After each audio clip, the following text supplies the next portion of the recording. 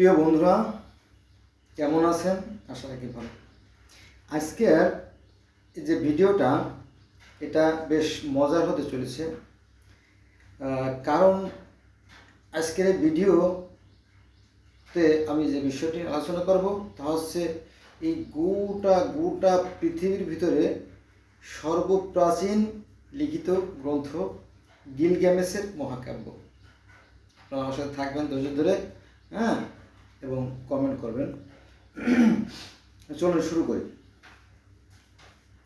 আজ থেকে প্রায়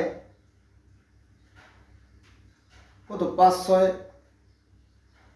হাজার বছর, অর্থাৎ 2350 খ্রিস্টপূর্বাব্দ। তাহলে ওদিকে গেল 2300 আর এখন কত, 2400, প্রায় 5000 বছর আগের কাহিনী আর কি। গিলগামেশ ছিল আপনার উরুকের রাজা। উরুকের রাজা। আবার আমি যেহেতু মুসলমানের সন্তান, আমাদের যে প্রধান যে নবী হযরত ইব্রাহিম আলাইহিস সালাম, যাকে কেন্দ্র করে ইহুদি ধর্ম, খ্রিস্টান ধর্ম, ইসলাম ধর্ম এবং সনাতন ধর্ম গঠিত হয়েছে, এই 4টে ধর্মের জন্ম হয়েছে। সেই যে ইব্রাহিমের জন্ম কিন্তু উর নামক স্থানে, বুঝতে পারছেন? আমাদের নবী ইব্রাহিম আলাইহিস সালামের জন্ম কিন্তু সেই ব্যাবিলনের উর নামক স্থানে, ঠিক আছে? আর এই যে গিলগামেশ, তার জন্ম সেই উরুক রাজ্যে। তো ব্যাবিলনের দজলা ও ফুরাতের মধ্যবর্তী অঞ্চলকে বাব-ইল শব্দের অর্থ হচ্ছে দেবতাদের নগরী। বাব-ইল শব্দের অর্থ হচ্ছে দেবতাদের নগরী। কারণ আগেকার দিনে সেই তারিখবিহীন সেই দিনগুলোতে মানুষ প্রকৃতির পূজা করত, প্রকৃতির বিভিন্ন শক্তিকে তারা শ্রদ্ধা করত, তারপরে তাদেরকে রূপ দেয়, আকৃতি দেয়। তো আপনি যদি পৃথিবীর যে 220টি রাষ্ট্র আছে, যদি আপনি ঘুরেন, তাহলে দেখবেন যে প্রাচীনকালে সব জায়গায় মূর্তির প্রচলন ছিল। আমাদের পূর্বপুরুষেরও মূর্তি পূজা করেছে হয়তো। তো সেই বাবিল শব্দার্থ দেবতার নগরী। উরুকে সুখ ছিল না। ওই যে গিলগামেশের যে জন্ম, যে উরুক রাজ্য, সে রাজ্যে কোনো সুখ ছিল না। কেন সুখ ছিল না? কারণ এই গিলগামেশের অত্যাচারের কারণে মানুষের সুখ শান্তি সব নষ্ট হয়ে গেছে।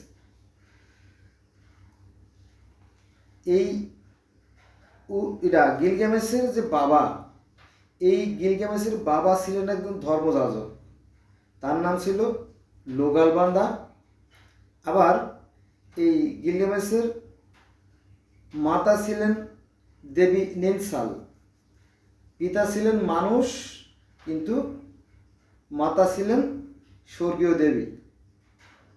তাহলে দুয়ের মিশ্রণ। তো বাবা ধর্মযাজক লোগালবান্দা, আর মা ছিল দেবী নিনসাল। এখন গিলগামেশ ছিল কিছুটা মানুষ, যেহেতু পিতা ছিল মানুষ আর মাতা ছিল দেবী, তার দুইয়ের সংমিশ্রণে তার মধ্যে ভালোও যেমন ছিল, মন্দও তেমন ছিল। একটু রহস্যজনক গল্প, আপনারা শুনেন আর কি। গোটা পৃথিবীর মধ্যে প্রথম লিখিত যে মহাকাব্য, সেই গ্রন্থের কথা বলা আছে। গিলগামেশ ছিল একটু নিষ্ঠুর প্রকৃতির। তার দেশে যে সমস্ত মেয়ে ছিল, কন্যা ছিল, তাদেরকে বিয়ে দিতে হলে এই গিলগামেশের পারমিশন নেওয়া লাগতো, অনুমোদন নেওয়া লাগতো। এবং বিয়ের আগে ওই কন্যাকে গিলগামেশের বিছনায় থাকতে হতো। বিষয়টা খুব খারাপ না? তো সে এই গিলগামেশের অত্যাচারের কারণে মানুষ তিক্ত বিরক্ত হয়ে যায়, যে কি ব্যাপার, কেমন কথা, সে এত ভোগ করবে, হ্যাঁ, এত অন্যায় করবে আর এর কোনো প্রতিকার হবে না, এটা তো ঠিক না। মানুষ বিরক্ত হয়ে একসময় কি করে, সেই যে শহরের যে প্রধান দেবতা অর্থাৎ স্বর্গের দেবতা আর কি, স্বর্গে যেমন আদম হাওয়া, আমি যেহেতু মুসলমান সন্তান, আদম হাওয়া এবং আল্লাহ পাক কিন্তু একই সাথে থাকতেন পাশাপাশি।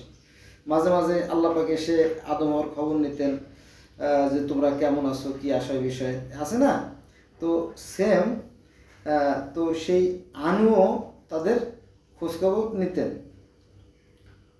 তো দেবতারা কিন্তু এখানে কিন্তু মানুষ না, যারা দেবতা, মানুষের ঊর্ধ্বে যারা দেবতা, আমাদের যেমন ফেরেস্তা, আমরা বলি ফেরেস্তা অথবা নবী রাসূল যাই বলেন, নবী রাসূলকে ধরা যায়। তো সেই প্রধান দেবতা যিনি, সেই সৃষ্টিকর্তার কাছে দেবতার মাধ্যমে নালিশ পাঠানো হলো যে হে ঈশ্বর, হে সৃষ্টিকর্তা, হে আল্লাহ, হে গোবিন্দ, হে নারায়ণ, হে প্রজাপতি, হে ভগবান, হে টিয়ান। টিয়ান মানে কনফিউজ ধর্মের যারা মানুষ তারা সৃষ্টিকর্তা টিয়ান বলে। তারপরে হে ঈশ্বর বোম্বা, আফ্রিকার লোকেরা ঈশ্বর বোম্বা বলে, এরকম এক এক ধর্মে একটা বলে, হে তাও, ইত্যাদি ইত্যাদি।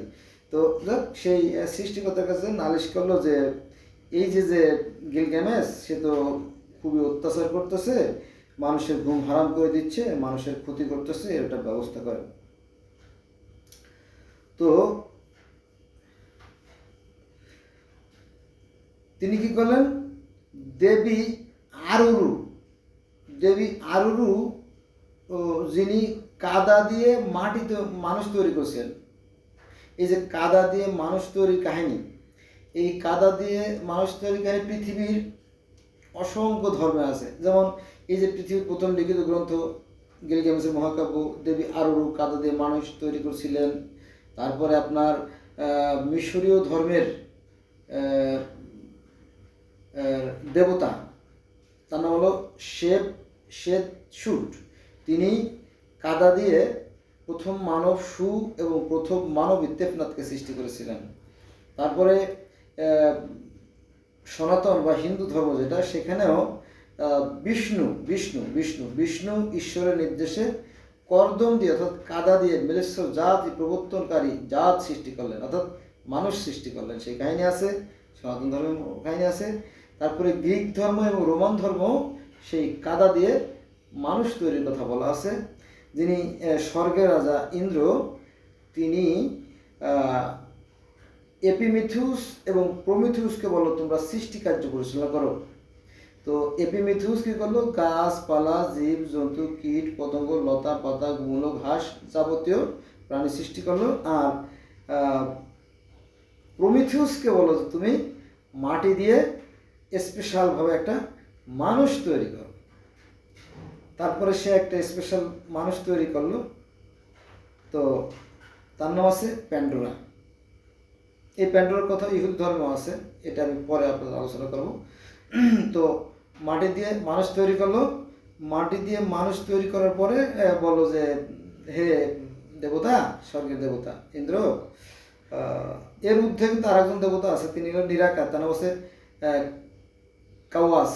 কাওয়াস মানে যিনি নির্দিষ্ট এবং অদৃশ্য নিরাকার যে সত্তা আর কি, তিনি যাক। তো সেই মাটি দিয়ে যখন প্রমিথিউস মানুষ তৈরি করা হয়ে গেল, তারপরে তিনি বলল যে কাজ কমপ্লিট, এখন কি করবেন করেন। তখন স্বর্গ থেকে দেবী আসলো, দেবী এথেনা। দেবী এথেনা হচ্ছে আবার সেই যে স্বর্গের দেবতা, তার আবার কন্যা। সে এসে কী করলো, প্রাণ সঞ্চার করলো। আমাদের কোরআনে আছে, পবিত্র কোরআন শরীফে সূরা আল বাকারার 30 নম্বর আয়াতে দেখবেন, 30 থেকে 35 নম্বর আয়াতে আছে যে সৃষ্টিকর্তা আল্লাহ কী করলো, আদমকে সৃষ্টি করার পরে তার ভিতরে রূহ ফুঁকে দিল, তারপরে সে প্রাণ সঞ্চার লাভ করলো, সে জীবন্ত হয়ে উঠলো। আবার বেদেও একই কথা আছে যে ঈশ্বর কী করলেন, হস্ত, পদ, কর্ণ, নাসিকা, গৃহা, জিহ্বা, ত্বক সমস্ত কিছু অবয়ব মানে গোটা দেহ তৈরি করার পরে তিনি কী করলেন, ভিতরে আত্মার রূপে প্রবেশ করলেন। যেহেতু তাই না, আকৃতি দিতে গেলে তো আকৃতি লাগবে, তারপরে তিনি করলেন ফটোকপি। মনে করেন যে আপনি ফটোকপি করতে বই লাগবে, তাই না, ফটোকপি একটা ফটোকপি করবেন তো একটা কপি লাগবে, তো তিনি কপিটা তৈরি করলেন, পরে তিনি আত্মার ভিতরে প্রবেশ করলেন, তারপরে ব্রহ্মা বিষ্ণু শিব মহেশ্বরকে সৃষ্টি করার পরে তাদেরকে দায়িত্ব দিলেন যে আমাকে সৃষ্টি করো। আবার পারস্য ধর্ম, সেখানেও কিন্তু সেই মাটি দিয়ে মানুষের কথা বলা আছে। তারপরে ইহুদি ধর্মে মাটি দিয়ে মানুষ তৈরির কথা বলা আছে, খ্রিস্টান ধর্মে মাটি দিয়ে মানুষ তৈরির কথা বলা আছে, যে সৃষ্টিকর্তা 6 দিনে সৃষ্টি করলেন, সর্বশেষের দিনে তিনি তার মতো করে, অর্থাৎ ঈশ্বরের মতো করে, ঈশ্বরের রূপের মতো করে, হ্যাঁ তিনি তার মতো করে, হ্যাঁ তিনি তার মতো করে, হ্যাঁ তিনি তার মতো করে তিনি কাকে সৃষ্টি করলেন? অ্যাডাম এবং হাওয়াকে সৃষ্টি করলেন। আবার ইসলাম ধর্ম একই কথা বলা আছে যে সৃষ্টিকর্তা আদমকে সৃষ্টি করলেন। বোঝা গেছে বিষয়টা? তার মানে পৃথিবীর প্রত্যেকটা ধর্মেই যে প্রথম মানবিক সৃষ্টি করা হয়েছিল এবং তাদেরকে কাদা দিয়ে সৃষ্টি করেছে সেই কাহিনী আছে। তো পৃথিবীর যে প্রথম আজ থেকে 12,000 14,000 বছর আগে যে গিলগামেশের মহাকাব্যের কথা বলা হয়, সেখানেও কিন্তু ওই একই কাহিনী আছে যে দেবী আরুরু কাদা দিয়ে মানুষ তৈরি করেছে। এই যে এত সমাজের কথাগুলো বললো আপনাদেরকে শুধু বোঝানোর জন্য, মানে কম্পেয়ার বা তুলনা না করলে তো বুঝবেন না, উদাহরণ না দিলে বুঝবেন না, এই জন্য আর কি। তো যাক, সে এনকেতু নামে এই যে আরুরু, এই আরুরু কিগুলো জানেন? এই আরুরুকে ডাকলে সে এনকেতু নামে সারা শরীরে লোমে ঢাকা এক জন্তু বা এক মানুষ তৈরি করেন। ওই যে কেন তৈরি করলেন জানেন? ওই যে গিলগামেশ যে অত্যাচারী হয়ে গেছে, ওই গিলগামেশকে সাহায্য করার জন্য আরেকটা জন্তু সৃষ্টি করলেন, তার নাম হচ্ছে এনকেতু। তা ছিল গিলগামেশের সমান শক্তি। গিলগামেশ যে অত্যাচারী, তার সমান শক্তি, একটু শক্তি বেশি দিয়ে দিয়েছে যাতে ওরে পরাস্ত করে, ওরা যাতে সোজা করতে পারে। এনকেতু বনে বড় হতে লাগলো, বনে জঙ্গলে কিন্তু বড় হতে লাগলো। তো এক শিকারী সূর্য দেবতা সামানকে এই প্রাণী সম্পর্কে জানান। এক শিকারী বনে গিয়ে দেখতে পারে যে বনের ভিতরে একটা প্রাণী চলাফেরা করছে, তো এটাকে জানান সূর্য দেবতাকে, অর্থাৎ শামহাটকে আর কি। এক নারীকে পাঠায় গিলগামেশ, মানে এই যে গিলগামেশ মহাকাব্যের যে নায়ক, সে কি করলো, দেখলো যে ওকে আটকানো দরকার, তো একজন নারীকে পাঠানো হয় বনে তাকে নিয়ে আসার জন্য। তো সে নানা রকম প্রবলন ছলনা অনেক, হ্যাঁ, আর নারীদের তো রূপবতী গুণবতী, তাই না, মায়াবী মোহনীয়, তাই না, সব মিলে এই নারী কী করলো, তাকে বশে নিয়ে আসলো। বশে নিয়ে আসার পরে যা হবার তাই হলো। পরে গিলগামেশের কৌশলের কাছে সে হার মেনে গেল। হ্যাঁ,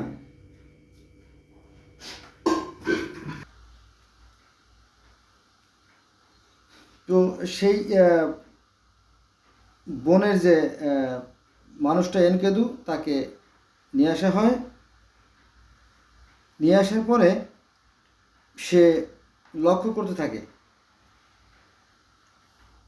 কি লক্ষ্য করতে থাকে? গিলগামেশের কর্মকাণ্ড।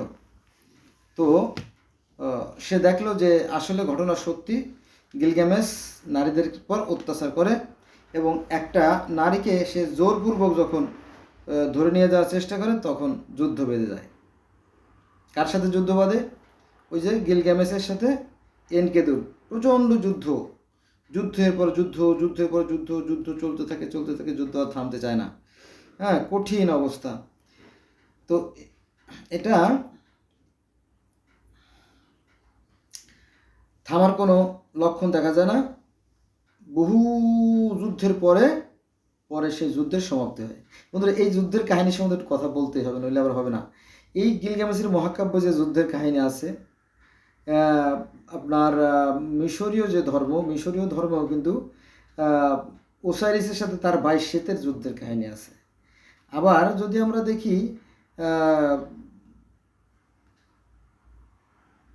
গ্রিক ধর্ম, সেখানেও টাইটানদের সাথে অলিম্পিয়ানদের যুদ্ধের কাহিনী আছে।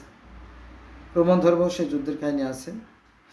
তারপরে সনাতন বা হিন্দু ধর্ম দেবতাদের সাথে অসুরদের যুদ্ধের কাহিনী আছে, এবং ইসলাম ধর্ম, ইহুদি ধর্ম এবং খ্রিস্টান ধর্ম সেই স্বর্গে যুদ্ধের কাহিনী আছে, অর্থাৎ আদমের সাথে ইবলিশ শয়তানের যে দ্বন্দ্ব বা সংঘাত এটাকে, অথবা আপনার সেই মিকাইল এবং আজাজেলের সাথে যে যুদ্ধ হয়েছিল সেই কাহিনী ইহুদি খ্রিস্টান ধর্মে আছে। তো একটা যুদ্ধ হয়েছিল, কোনো একটা যুদ্ধ হয়েছিল আর কি, তো সেই যুদ্ধের কাহিনী এখানেও চলে আসছে আর কি।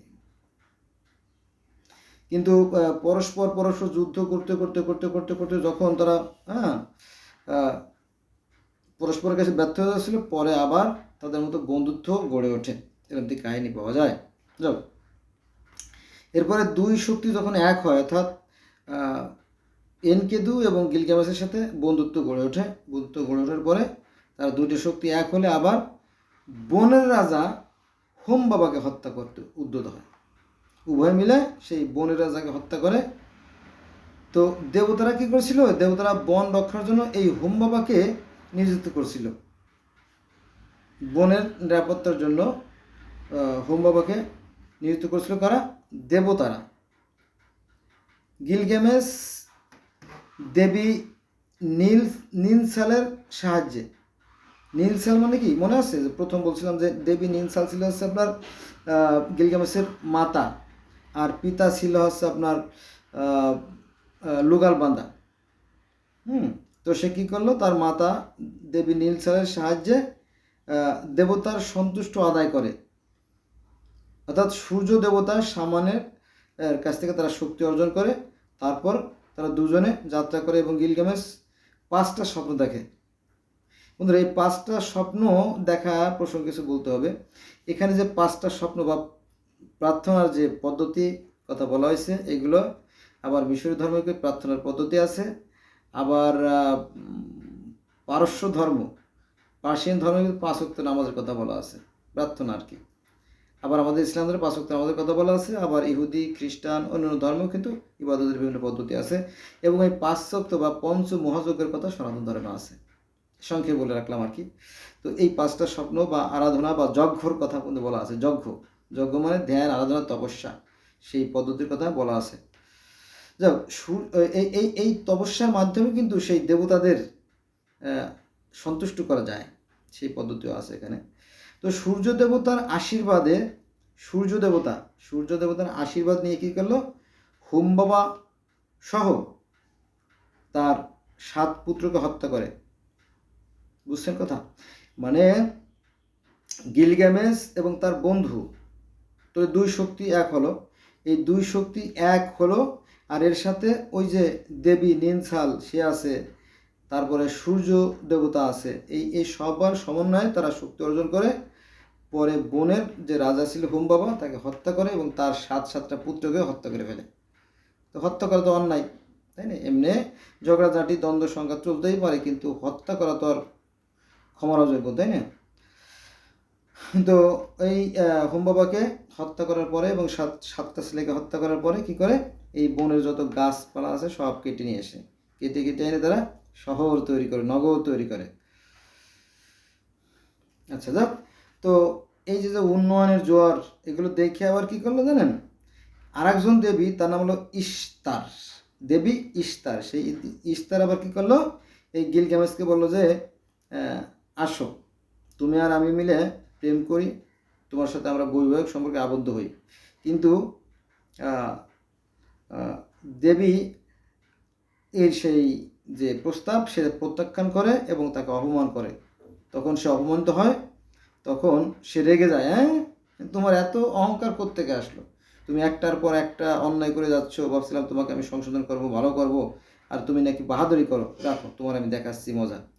তখন সে কী করলো, এই দেবী তার যে স্বর্গ, মানে যিনি অল ইন অল, যিনি মানে সর্বপ্রধান যিনি দেবতা আনু, সেই আনুর কাছে নালিশ করে দেয় যে এভাবে গিলগামেশ একটার পর একটা অন্যায় করে যাচ্ছে, এর একটা সংশোধন করেন। তখন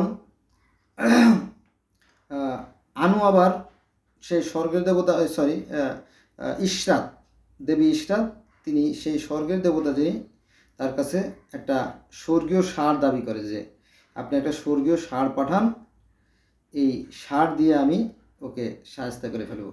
বন্ধুরা, এই ষাঁড়ের কথা প্রসঙ্গে কিন্তু কিছু কথা বলতে হয়, নিলে আবার হবে না। পৃথিবীর যে সর্বপ্রাচীন যে লিখিত গ্রন্থ যে গিলগামেশের মহাকাব্য, সেখানে ষাঁড়ের কথা বলা আছে, এবং মিশরীয় যে ধর্ম সেখানেও কিন্তু যিনি ঈশ্বর রা, অদৃশ্যের যিনি ঈশ্বর, তিনি আবার এই যে সেই ষাঁড়ের পিঠে চড়ে কিন্তু স্বর্গে চলে যান, সেই কাহিনী আছে। আবার রোমান ধর্ম এবং গ্রিক ধর্মে যদি আমরা যাই তাহলে দেখবো সেখানে যে স্বর্গের যে দেবতা, স্বর্গের দেবতা জিউস, তিনিও কিন্তু এই ষাঁড়ের উপর চড়ে চড়ে ভ্রমণ করতেন, সেই কাহিনী বলা আছে। সনাতন ধর্মের ষাঁড়কে তো মা বলা হয়, জানেন তো, তারা খুব সম্মান করে ষাঁড়।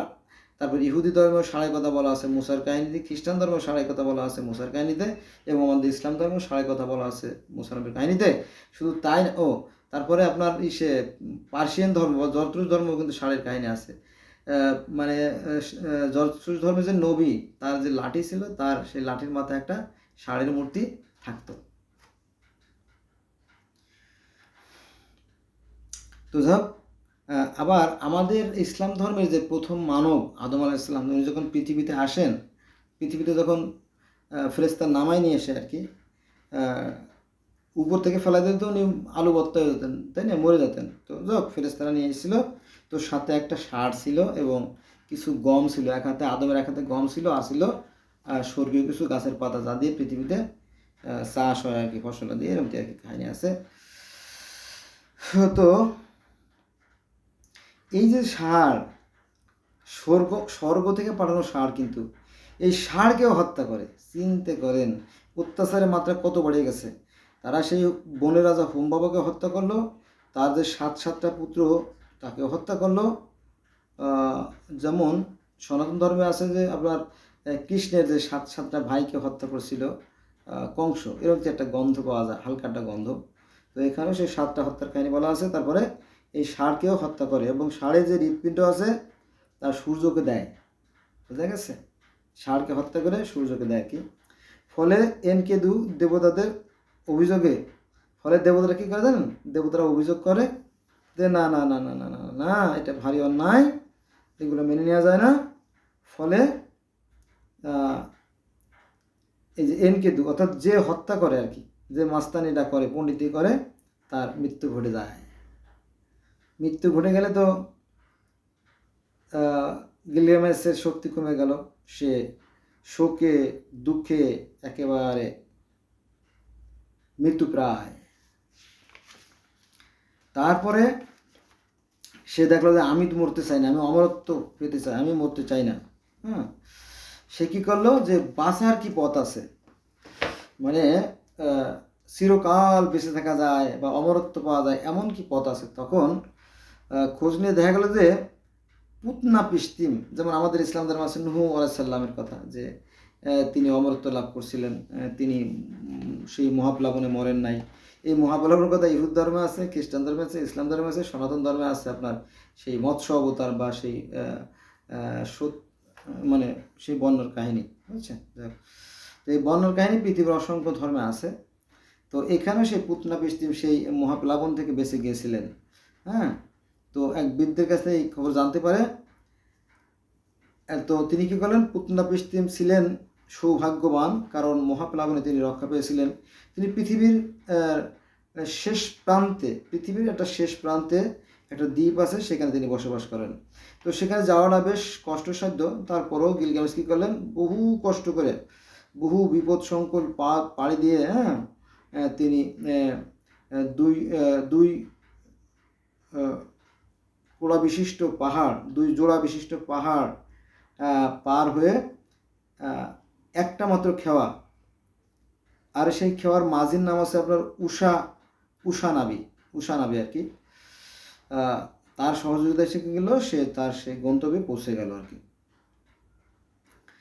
এই উষানাবি বলছিল যে একটা বৈঠা একবারে ভিজানো যাবে, ওটাকে আর শুকানো যাবে না, এভাবে বেয়ে যেতে হবে।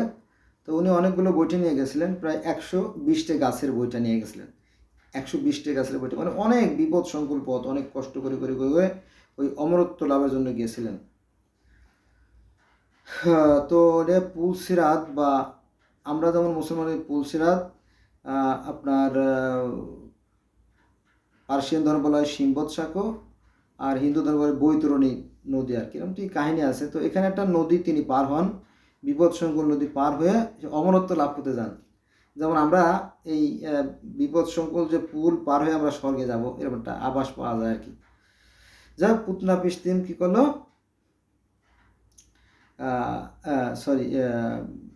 গিলগামেশ যা বহু কষ্ট করে সেই জায়গা পৌঁছে গেল।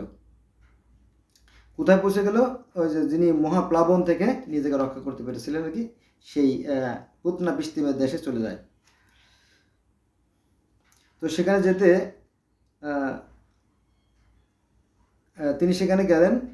সেখানে যাওয়ার পরে বলেন যে আমারে আপনারা অমরত্ব লাভ করার মতো একটা কিছু করে দেন, যাতে আমি মরে না যাই, আমি অমর হয়ে থাকতে পারি আজীবন। সেই মহাপ্লাবনের কথাটা বলি। এই মহাপ্লাবন 6 দিন এবং 6 রাত স্থায়ী ছিল। পরিবার পরিজন নিয়ে নৌকায় ওঠে পুতনা পিস্তিম। ঈশ্বর এক মহাপ্লাবন পাঠায়। দেবতা এনলিন খুশি হওয়ার পরে সেই যে পুতনা পিস্তিমের যে জাহাজ, সেই জাহাজ ভেড়ে এবং তাদের অমরত্ব দান করে। ওই যে আমাদের ইসলাম ধর্মে আছে না যে যদি পাহাড়ে যে জাহাজটা ঠেকে, ওরকম কাহিনী আছে, বিশাল কাহিনী। ওটা বলতে গেলে ভিডিও করা হবে না, মেমোরি শেষ হয়ে যাবে। শুধু বুঝে নেবেন, আমি শুধু আকার ইঙ্গিতে বলে যাচ্ছি, স্পষ্ট করে বলতে পারতেছি না, কারণ আসলে বলা সম্ভব না, বিশাল কাহিনী। তো হাতিকে তো আর, তাই না, অন্ধ মানুষ পুরো দেখতে পারে না, তাই না? কারো কাছে সাপের মতো, কারো কাছে গাছের মতো, কারো কাছে অনেকটা মতো আর কি। আমি সব পুরো কাহিনীটা আমি বুঝতে পারবো না, সম্ভব না। যাই হোক, গিলগামেশকে বলল যে অমরত্ব পেতে হলে 6 দিন এবং 7 রাত জেগে থাকতে হবে। অর্থাৎ গিলগামেশের অমরত্ব লাভের জন্য সেই অমরত্ব প্রাপ্ত যে ব্যক্তি পুতনা পিস্তিম তার কাছে গেল। যাওয়ার পরে বললো যে আপনাকে আমারে অমরত্ব দান করেন, বা আমি যাতে অমরত্ব লাভ করতে পারি আমার একটা পন্থা বলে দেন। তখন পুতনা পিস্তিম বলল যে তুমি যদি অমরত্ব পেতে চাও তাহলে তোমাকে অবশ্যই 6 দিন এবং 7 রাত জেগে থাকতে হবে, ঘুমানো যাবে না। কিন্তু এই গিলগামেশ তো ছিল রাজপুত্র, মহান তিনি, সে তো জীবনে কোনোদিন এত কষ্ট করে নাই, তারপরেও সে চেষ্টা করতেছিল, চেষ্টা করতেছিল, কিন্তু শেষ পর্যন্ত আর পারে নাই। শেষ পর্যন্ত তিনি ঘুমিয়ে পড়েন। একটানা 6 দিন 7 রাত জেগে থাকাটা চারটিখানি কথা না। তো তো যখন সে ফেল হয়ে গেল যে বাবা তোমার দ্বারা তার হলো না, এই অমরত্ব লাভ করা বেশ কঠিন কাজ, তুমি ব্যর্থ হয়ে গেলে। যেমন আদম হাওয়াকে স্বর্গে রাখা হয়েছিল যে তারা সেখানে আরামে এসে থাকবে, কিন্তু তারা নিষিদ্ধ ফলের বৃক্ষের রস খেয়ে তারা কী করলো, সে অমরত্ব থেকে বঞ্চিত হয়ে গেল, পরে পৃথিবীতে চলে আসা লাগলো। অনেকটা ওরকম তো আর কি, ওই রকম না, তবে কাছাকাছি আর কি। তাদের অমরত্ব লাভ করা আর সম্ভব হলো না। যাই হোক, তো পুতনা পিস্তিমের যে স্ত্রী, পুতনা পিস্তিমের যে স্ত্রী, তার আবার এটা দেখে খুব কষ্ট লাগলো। আহারে বেচারা সেই 7 সমুদ্র 13 নদী পার হয়ে এত কষ্ট করে আমাদের এখানে আসছে, আমাদের খোঁজ খবর কেউ জানে না, এত সন্ধান নিয়ে সে ফিরে যাবে, এটা তো খুব কষ্টকর। আচ্ছা যাও, একটা কাজ করা যাক, তাকে আমরা সেই অমরত্বের সন্ধান দেই। তো বললো যে বাবা, সাগরের গভীরে অতল গভীরে একটা লতা আছে, তা খেলে তুমি অমরত্ব লাভ করতে পারো, বা যৌবন শক্তি বা অমৃত তুমি পেতে পারো, সেই কাজটা তুমি করো। বন্ধুরা, এই কথার ভিতরে একটু কথা বলি, যদিও একটু ডিস্টার্ব হবে।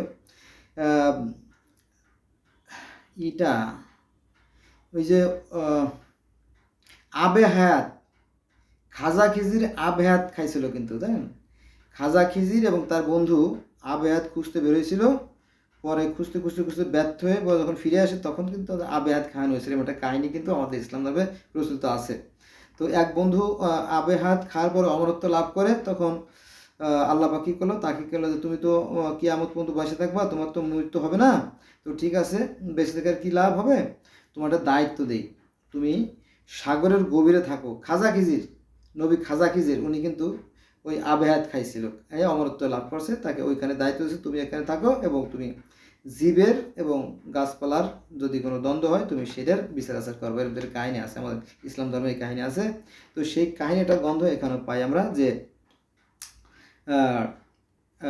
যখন তিনি ফিরে আসতেছিলেন তখন উতনা পিস্তিমের স্ত্রী বলল যে ঠিক আছে, তুমি চলে যাও না, তুমি একটা কাজ করো, সাগরের গভীরে ডুব দিলে দেখবা যে এক ধরনের লতা আছে, আশালতা, সেই লতার নাম কি, আশালতা। তো সেই লতা তুমি তুলে আনো এবং এই লতা তুমি যদি খাও তাহলে তুমি অমরত্ব লাভ করতে পারো। তখন তাই খুশি মনে সে কী করলো, তার পায়ে পাথর বেঁধে, কারণ ডুবতে তো ভারী কিছু দরকার, তো পাথর বেঁধে যখন সে সাগরের অতল তলে চলে গেল, যাওয়ার পরে সে সেই যে গাছ, যে লতা, সেই লতাগুলো তুলে নিয়ে আসলো। তখন তো মহা খুশি যে আমি এটা খেয়ে অমরত্ব লাভ করব, এই লতা খেয়ে আমি অমরত্ব লাভ করব। সে মহা উল্লাসে সেই লতা নিয়ে রওনা দেয় নিজের দেশের উদ্দেশ্যে। হ্যাঁ, তো এই লতাগুলো সে কী করে, একটা দিঘির পাড়ে রেখে সে গোসল করতে যায়, স্নান করতে যায় আর কি। হ্যাঁ, taking birth, that's mean taking birth আর কি, গোসল করতে যায়। গোসল করতে গেলে এদিকে এক সাপ, এই সাপে কি করে, ওই যে লতা, ওই আশা লতাগুলো খেয়ে ফেলে। এই লতাগুলো সাপে খেয়ে ফেলানোর ফলে তার আর কি অমরত্ব লাভ করা সম্ভব হয় না। কিন্তু এই যে সাপ, এই সাপের কাহিনীও পৃথিবীর প্রত্যেকটা ধর্মে আছে। সেই মিশরীয় ধর্মে সাপের কাহিনী আছে, তারপরে সেই বৌদ্ধ ধর্মের সাপের কাহিনী আছে, গ্রিক ধর্মের সাপের কাহিনী আছে, রোমান ধর্মের সাপের কাহিনী আছে, হ্যাঁ, পারস্য ধর্মের সাপের কাহিনী আছে, আমাদের ইসলাম ধর্মে সাপের কাহিনী আছে। ওই যে মুসা নবীর যে সাপ, অনেক সাপগুলো খেয়ে ফেলে। আর হিন্দু ধর্মে তো সাপের কাহিনী আছে। হিন্দু ধর্মে বা সনাতন ধর্মে যে সাপের কাহিনীগুলো আছে তাকে বলে কালীয় দমন পর্ব। সেই কালীয় দমন পর্বে এই যে সাপের কাহিনী আছে আর কি। তো এই সাপ, তার মানে ইসলাম ধর্ম, ইহুদি ধর্ম, খ্রিস্টান ধর্ম, পার্সিয়ান ধর্ম, হিন্দু ধর্ম, সনাতন ধর্ম, দুনিয়াতে যত ধর্ম আছে তার সব ধর্মেই সাপের একটা ভূমিকা ছিল। এটা কত লক্ষ, কত কোটি, কত হাজার বছর আগে বা সৃষ্টির উষালগ্নে কখন কিভাবে কি একটা হয়েছিল, এটা একমাত্র সৃষ্টিকর্তা ছাড়া আর কেউ বলতে পারবে না। যাক, তারপরে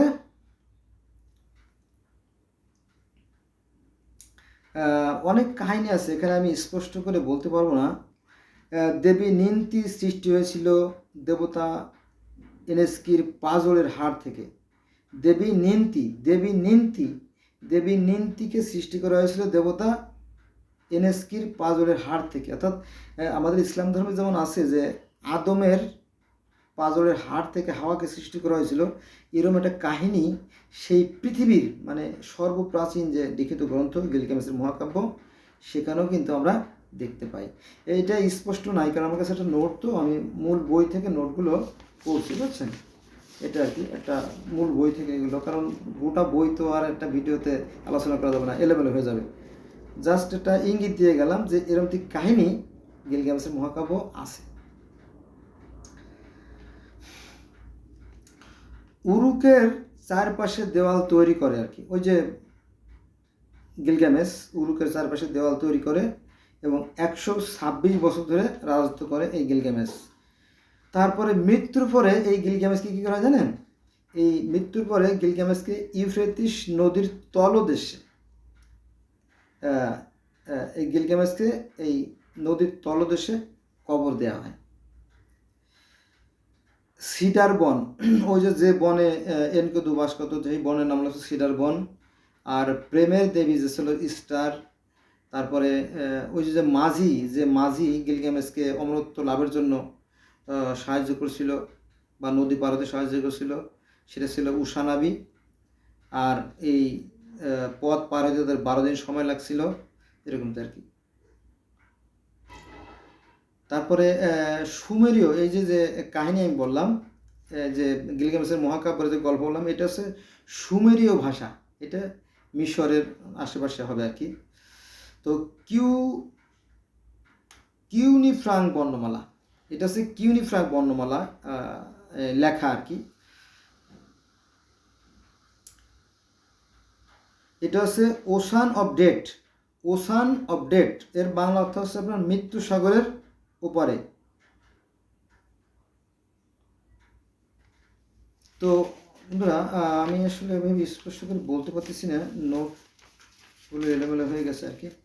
তো এই যে একটা যে ধর্মের যে কাহিনীগুলো আছে, তো পরস্পর সাথে একটা মিল আছে। এই যে ইসের কথা বললাম, কি বললাম জানি লাস্টে, এই যে সুমেরীয় যে সভ্যতা, গোটা পৃথিবীর মধ্যে প্রথম যে লিখিত যে গ্রন্থ, গোটা পৃথিবীর মধ্যে প্রথম যে লিখনী পদ্ধতি আর কি, সেটা মূলত এই সুমেরীয় পদ্ধতিতে লেখা হয় আর কি, সুমেরীয় অঞ্চলে পাওয়া যায়। বা মিশরীয়রা প্রথম যে মানে চিত্র দিয়ে প্রথমে বিভিন্ন ধরনের জীব জন্তুর চিত্র দিয়ে প্রথমে তারা অক্ষর বা বর্ণ তৈরি করে, তারপরে আপনার বর্ণমালা সৃষ্টি হয়, তারপরে লিখনী পদ্ধতি আবিষ্কার হয়। এর পিছনে অনেক কাহিনী আছে। তো মিশরীয়রা অনেক সভ্য ছিল, কারণ মিশরীয়রা প্রথমে লিখনী পদ্ধতির আবিষ্কার, জ্যামিতি আবিষ্কার, তারপরে আপনার জল ঘড়ি এবং পানি ঘড়ির আবিষ্কার, তারপরে ক্যালেন্ডারের আবিষ্কার, তারপরে চিকিৎসা শাস্ত্রের আবিষ্কার, এরপরে আপনার মোটামুটি জ্যোতিষশাস্ত্রের আবিষ্কার, তারপরে ওই যে মমি তারা জানেন সারা পৃথিবী ব্যাপী বিখ্যাত যে মমির আবিষ্কার, এরকমটি। তো এই মিশরীয়দের যে মস্তিষ্ক বা ব্রেন, এটা অত্যন্ত উর্বর ছিল। তারা এগুলো আবিষ্কার করেছিলেন। তো আরও অনেক কিছু আবিষ্কার করে তারা পৃথিবীর মধ্যে প্রথম সভ্য জাতি হিসেবে প্রকাশ পায়। পরে সেখান থেকে আস্তে আস্তে অন্য জাতির সৃষ্টি হয়। কিন্তু আমরা মুসলমানরা পিছিয়ে পড়ে আসি এই জন্য যে আসলে আমরা ওই যে আমাদের যে সৃষ্টিকর্তা যে চিন্তা শক্তি, এটা আমরা কাজে লাগাই না হয়তো আমরা অনেক কিছু আবিষ্কার করতে পারতাম। মনে করেন যে একটা উদাহরণ দিই, সেটা হচ্ছে যে কবিতা। মনে করেন যে আমি কবিতা লিখলাম, তাই না? অনেক সময় দেখলাম কবিতা রচনা প্রতিযোগিতা হয়, আমরা কিন্তু ইচ্ছে করলে কবিতা রচনা করতে পারতাম, কিন্তু আমরা আসলে কবিতা রচনা করি না, বা সেরকম ইচ্ছে আমাদের নাই। আমরা অন্যের দেওয়া যে মুখস্থ কবিতা, সেগুলো আমরা মুখস্থ করি, মানে ওই একটা ধর্ম চলে আসছে, ওটি আমরা পালন করে যাচ্ছি, কিন্তু এটি আমরা চিন্তা ভাবনা করি না যে পৃথিবীতে আরও ধর্ম আছে বা ওই ধর্মগুলো কী আছে, এগুলো আমরা জানার চেষ্টা করি না। হ্যাঁ, বোঝা গেছে বিষয়টা? তো যারা বিশেষজ্ঞ, তাদের দাবি হচ্ছে যে পৃথিবীর বয়স হচ্ছে 450 কোটি বছর। আর পৃথিবীতে মানুষের আবির্ভাব 80 লক্ষ বছর, কেউ বলে 50 লক্ষ বছর, কেউ বলে না 21 লক্ষ বছর, কেউ বলে না 8,000 বছর, 8 লক্ষ বছর, এমনি। ঠিক আছে? তো আসলে সঠিক করে বলাটা কারো পক্ষে আর সম্ভব না। ধন্যবাদ সবাইকে।